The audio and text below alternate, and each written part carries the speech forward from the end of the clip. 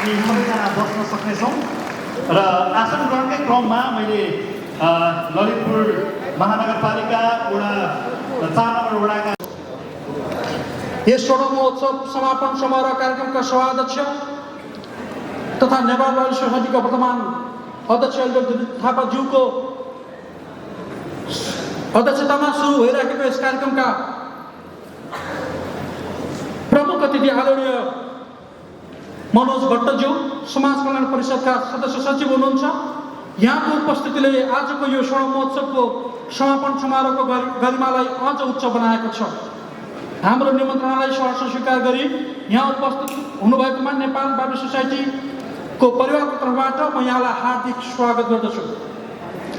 नेपाल बाल 2065 सालदेखि समाज कल्याण परिषदमा दर्ता भएर यसले सामाजिक कार्य पनि गर्दै आएको छ, जसमा शिक्षा, नैतिक मूल्य, मूल्य मान्यता, राष्ट्रिय भाषा र सांस्कृतिक समाज कल्याण परिषदबाट तपाईँको प्रमुख आतिथ्यता हाम्रो लागि केवल सम्मान होइन, गहिरो अर्थपूर्ण सन्देश पनि हो।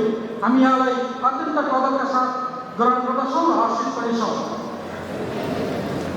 त्यसै गरी समाज कल्याण परिषदबाट उपस्थित हुनुहुन्छ यहाँ सबैलाई पनि मैले सुनेछु गोमा बस्याङ नाम हुनुहुन्छ, राजकुमार सर हुनुहुन्छ। यहाँ सबैलाई पनि हामी विशिष्ट अतिथिको रूपमा आसन ग्रहण गर्न स्वागत गर्न गर्दछौँ।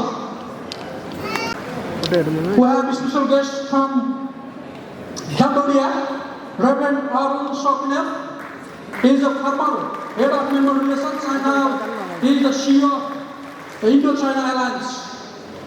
We have a special guest from Japan Bible Society General Secretary, Reverend Kiyoshi.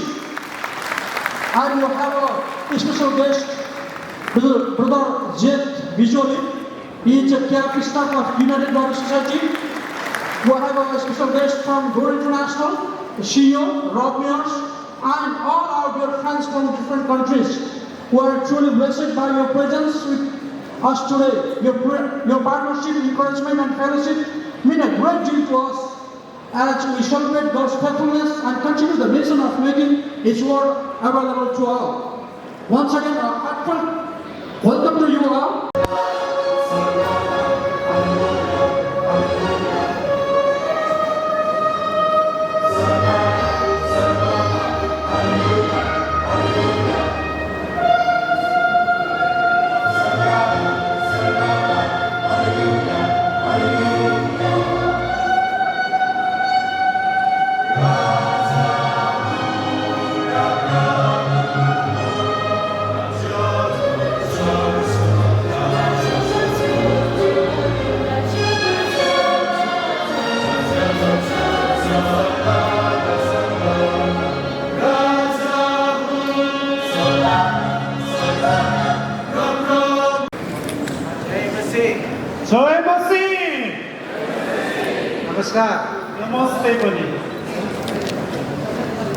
It's a great joy that I stand before you all to represent the UBS family. UBS परिवारको प्रतिनिधित्व गर्दै तपाईहरुको बीचमा यसरी उपस्थित हुन पाउनु मेरो लागि निकै गौरवको कुरा हो। United Bible Society is a global agency, the biggest agency that comprises of 155 Bible societies in 240 nations and territories.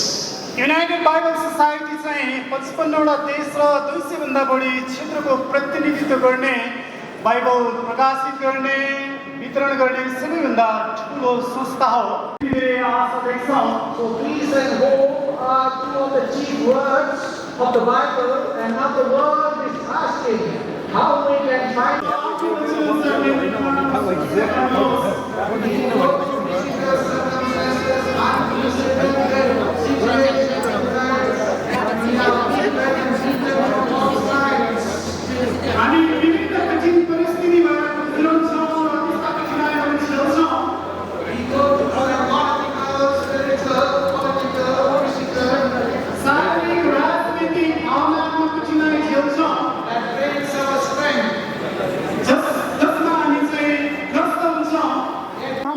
आत्मालाई चाहिँ पुनर्जीवित पार्छ। In verse 28, the second aspect of God's word is it sustains the believer.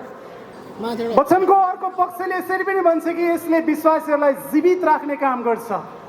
You are my God and I will praise you. You are my God and I will exalt you. तपाईँ मेरो परमेश्वर